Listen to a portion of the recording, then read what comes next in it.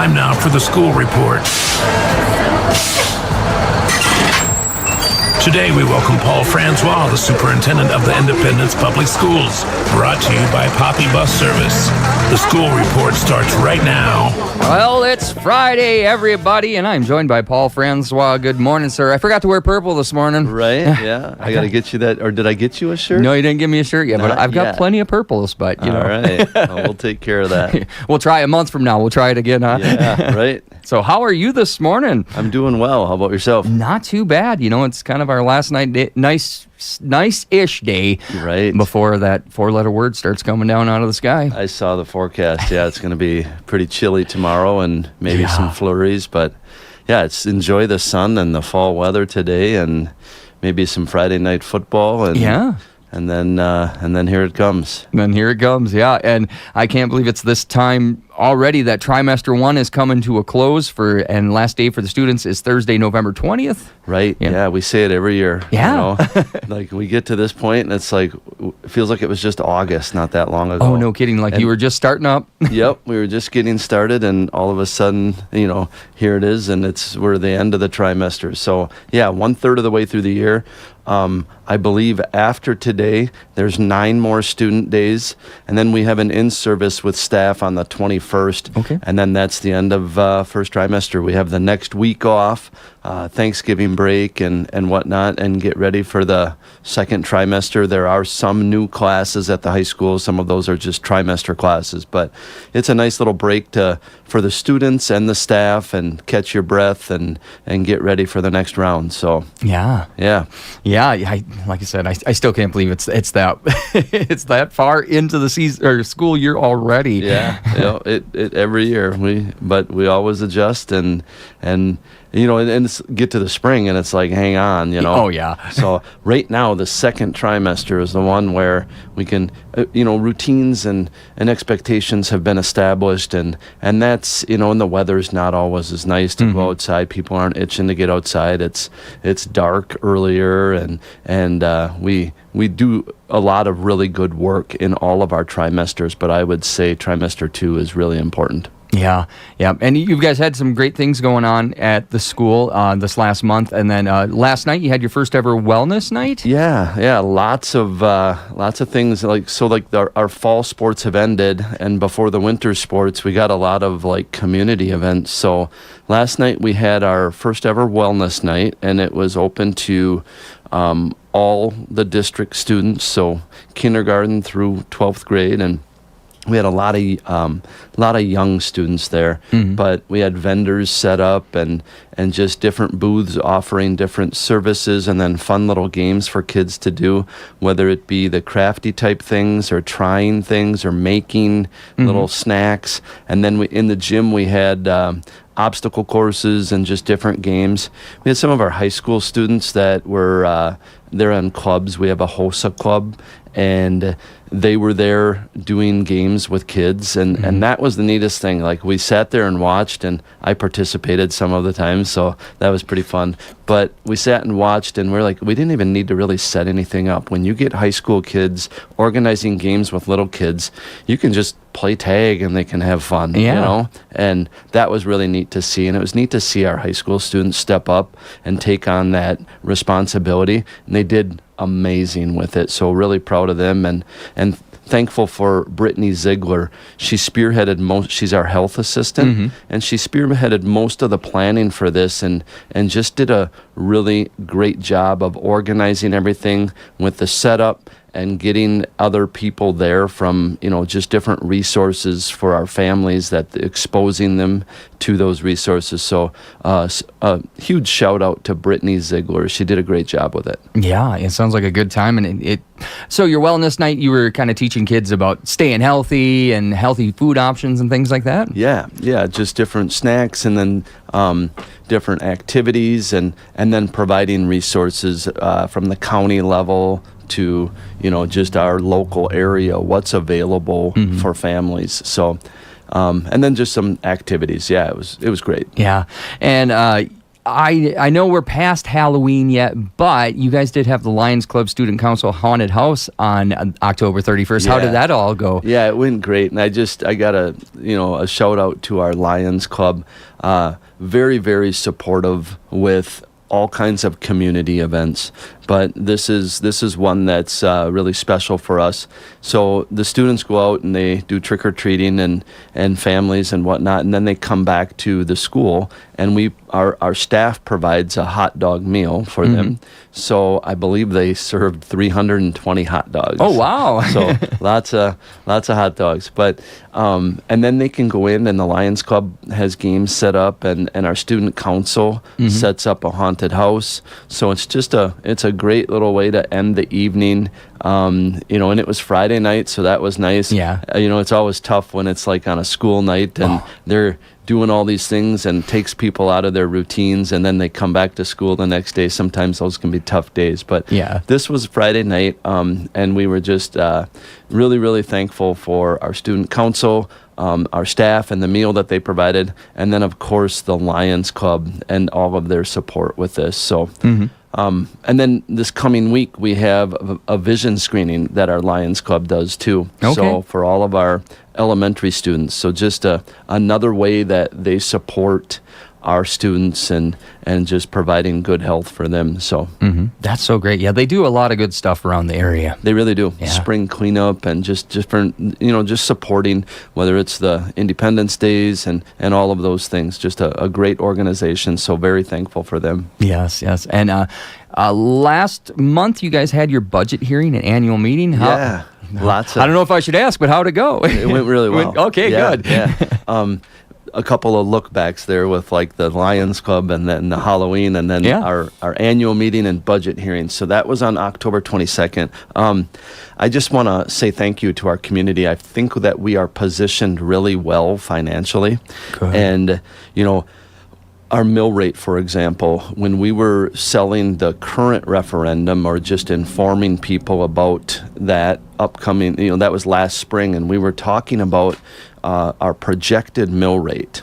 And so we have a program that we can put a bunch of data into, and it sort of forecasts. So it's called the Baird forecast model. And we were projecting our mill rate to be at $7.45. Okay. And when we got all the information and our aid from the state, and our mill rate came in at 7.44. So we were really happy to be able to, hit the target with what we were projecting last spring, and then when it hits this year, and we hit the target. So we were proud of that. With our last referendum, we wanted to build our cash flow account. It's called Fund 10, but it's like a household checkbook.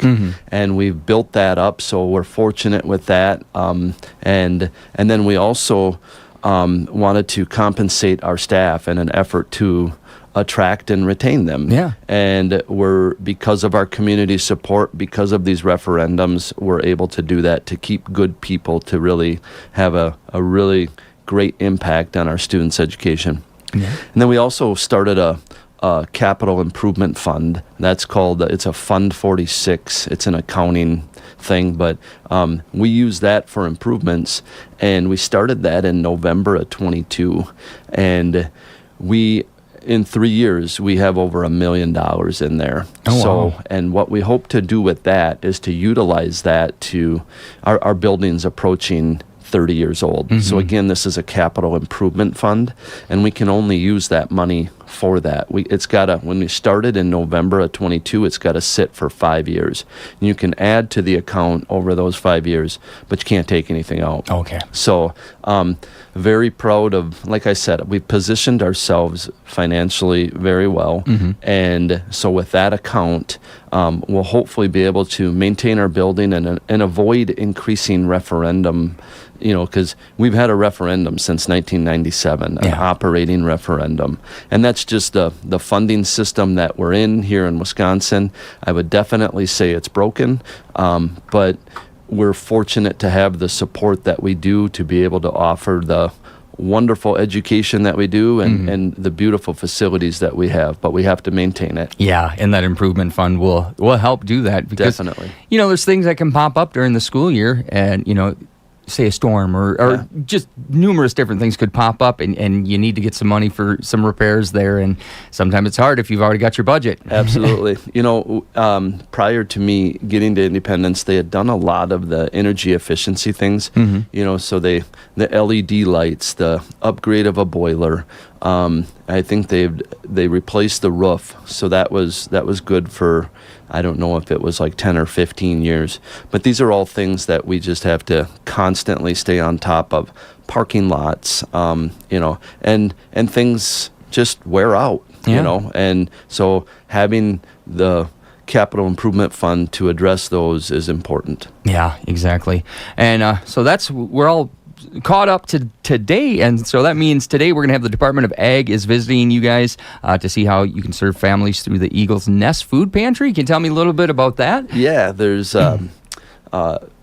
Western Dairyland helps us with this, and they're a wonderful partner to be able to provide some extra food for our families in need. And so we, on a weekly basis, students go down and they can almost like shop right in our little food pantry. And they can take, we try to weigh it 4 to 5 pounds, just so the bags aren't breaking, and we don't have little kindergarten kids walking out with a 10-pound bag in their backpack and falling over. So, but we the students get to shop and they get to take home some food, and but our Department of Ag secretary, and his name is, I can't think of his name right now, but he's coming to visit with Western Dairyland just to sort of see what we have. So we're proud to be able to showcase that, and thankful for Western Dairyland and how they help us with that. Yeah, and it's such a great thing to have for the kids, because families are struggling all over, and for them to just be able to, bring some stuff home from school, I think that really adds to, even parents, sometimes they're afraid to go out to these places and ask for the help, and that way, the kids are kind of helping. And we do it discreetly. The kids can come down and they can shop and they can put it in their backpack before they even go back into class. Oh, great. So it's just it's all it is it's us taking advantage of a local partner that's willing to support our families with a pretty basic need in food. So thankful for that. And with trimester 1 coming to a close, when can we expect school report cards? Yeah, the school report cards are embargoed right now, but they come out on, I believe it's Tuesday, November 11th. Okay. And we're really excited for that. We've been able to see them already, and we've been focused for the past 2 years on just really improving our tier 1 instruction, like our core instruction. And what's really nice is this report card shows that hard work that we put in. So we're excited to share that. Now, we serve a unique population in Independence, similar to Arcadia. And again, for our listeners, when we look at diversity, when you look at the percent of economically disadvantaged, and you look at enrollment, and you throw those 3 variables in, there's really, I think there's one more. I think they've added Colby, but there's 4 schools in Wisconsin that sort of fit that mold. It's Abbotsford, Delavan, Colby, Independence, and Arcadia. Okay. And when you look at those 5 schools, Independence, our enrollment is, like us in Arcadia, we're less than half of Arcadia with our enrollment. So I believe Colby, Abbotsford, Delavan, they're all much larger than us as well. And again, you get the way we are able to meet our students' needs is through the aid that we receive. That a big portion of that aid is dependent upon your enrollment.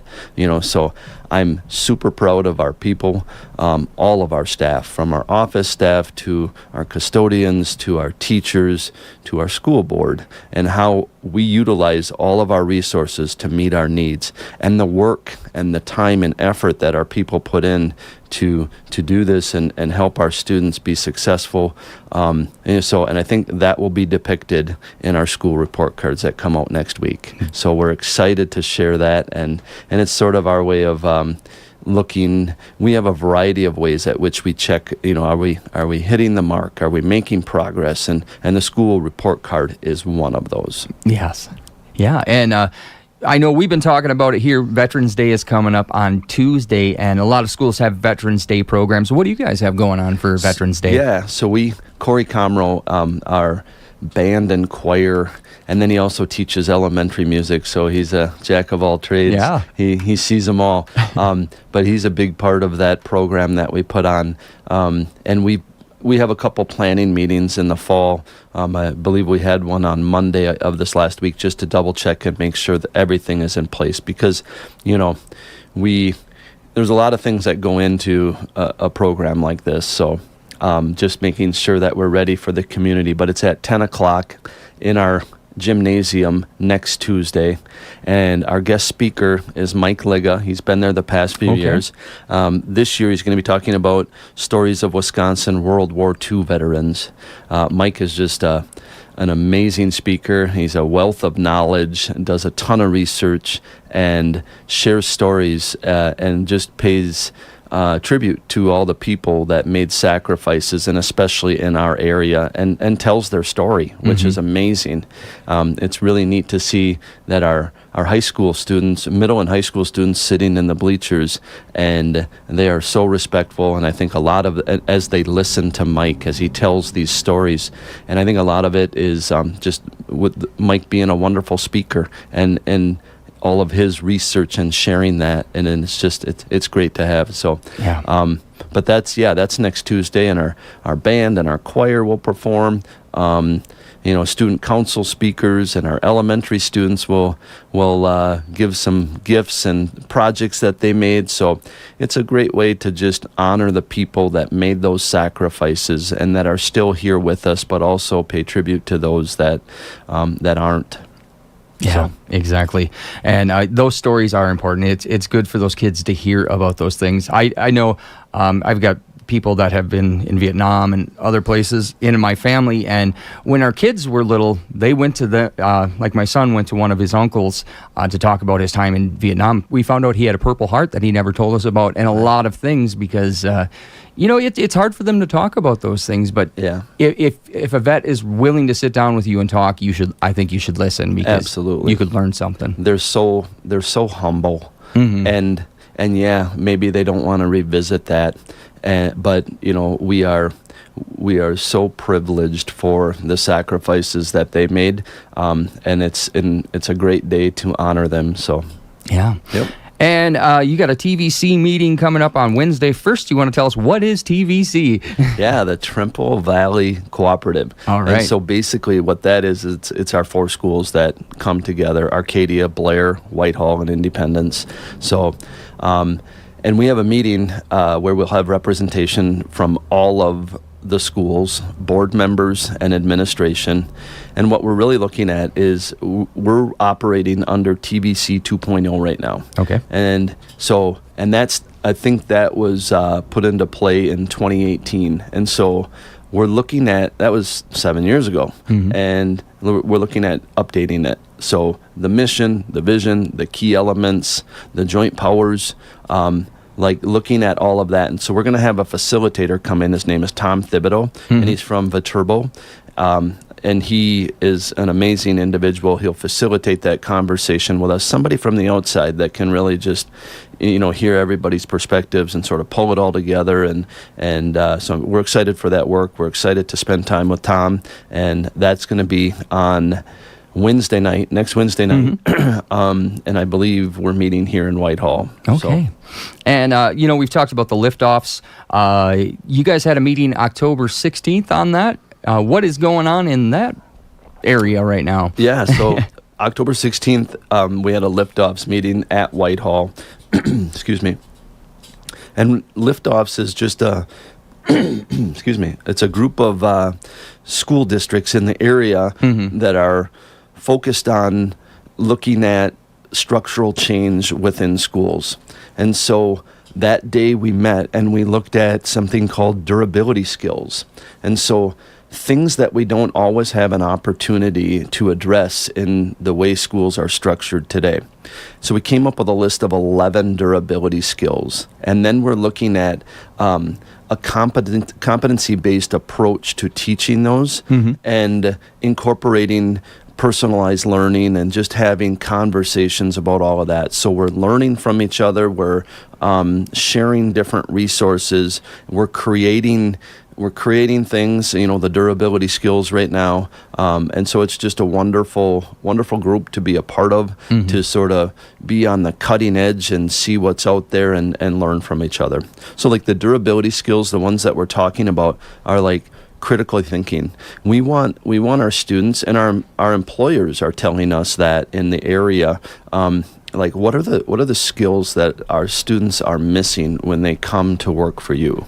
And then, empathy and perspective taking, critical thinking, resilience and adaptability, communication and collaboration, all these things. I mean, of course, we want our employees to show up. We want them to be on time. We want them to be able to communicate. We want them to be able to, be flexible because things change. And so can we incorporate those skills within our daily curriculum? And that part of that is that structural change, because if we keep doing what we're doing right now, it's really challenging to incorporate those things. So listening to our local employers and looking at the future and trying to prepare our students for that. So that's a lot of that liftoffs, and that was the work we did that day. Yeah, it was great. Yeah, great. And we've been talking about it a lot because there's lots of games going on. A lot of fall sports are finishing up or finished. What's going on? Can you update me on all your sports going on? Well, first of all, I'd just like to say a special shout out to the Arcadia boys soccer team. I believe they lost yesterday in an overtime match, and then Blair Taylor, the girls volleyball team. So 2 local teams that made it to the state level, and congratulations to them on a wonderful season. And I'm sure they represented our area and their schools very well. So a shout out to them for that. But we also had some state qualifiers. We had 2 girls, Allie and Taylor Silla, that qualified for the state cross country meet last year. And Taylor had qualified last year as a junior. She's a senior this year, so this is her 2nd year in a row. Oh, wow. So a huge commitment and accomplishment for her. I know the entire team puts in a lot of time. But, special shout out to Taylor for making it 2 years in a row, and in her senior year, a great way to go out. And then her sister, who's a sophomore, Allie, made it, so that was great. So they placed 35th and 37th at state. And I think they were projected to be like in the 40th, in the 40s or 50s. So there's a ton of girls that run, but they did very well. So very proud of them. Our volleyball season came to an end a couple weeks ago. We lost to Cochrane Fountain City, who I believe was the number 1 seed. We had beat Pittsville in the first round, but Chelsea Vetterkind is our new volleyball coach, and she has a very, very, very young team. And so, but they're doing great things, and they took CFC, I believe, the number 1 seed. They had them. It was the first 2 matches were very close, and they went. I think it was like 27-25 and 30-28. We lost both of them. It would have been nice to see us win one of those first matches, and maybe things would have went a little differently. But and then football is the last fall sport, and this year we really struggled. There was some injuries, and our numbers were low to start with. So when those season-ending injuries came along for a few of our guys, that was tough. So we struggled with numbers all year long. We are going to have a parent meeting coming up in the near future. I think Mrs. Sansala and Mr. Zilla, our 2 athletic directors, and I were just exchanging emails. Coach Whitwam was also in that, and I think we did settle on a date, but I'm not sure everything's been finalized with that. But a parent meeting to just get some feedback from our community about the future of the football program and different things that we can consider. But we just want to get everybody together and share accurate information, because people can hear this and hear that. But so we've been in touch with the WIAA and knowing, if you do this, then here's the outcome of that. And so just getting the word out there and making sure everybody knows and then we'll probably do a survey to just get some feedback and see what the feel of the community is. So that's our fall sports, and then we also have our winter sports that are starting. girls basketball now starts Monday. All right. And then the following Monday starts volleyball, or I'm not volleyball, but wrestling and boys basketball. So, and that'll take us till March. So Yeah. those are the long seasons, but keeps our kids involved. And like I said, on those evenings when it's dark at 4:30, they're in gyms or practicing or competing, and I think that's healthy for our students too. Yes. So, and then we have our student body that's out there and supporting them and creating wonderful school spirit. So. Lots of good things with those. So, Yeah. but they're ramping up, and we're getting ready to jump back in. And you can have your, for the last subject here, your Dairyland Honors Band and Choir will be in Whitehall tomorrow? Yeah. All right. We have some students that are representing both, they'll be a part of the Dairyland Band, and then some students that'll be on the Dairyland Honors Choir tomorrow. So they get together and they'll perform. I believe it's tomorrow afternoon, but they'll spend the day practicing together for the first time, everybody, and I'm sure that'll be a wonderful showcase as well. So shout out to Mr. Comro and spending the day with those students and providing that opportunity. Yeah, he does a great job with those kids. He really does. Yeah. He really does. We're thankful for him. And again, there's of the 4 schools in the TVC, I don't think there's another band director who is also the choir director, who is also the elementary music teacher, and it works for us with the schedule we have.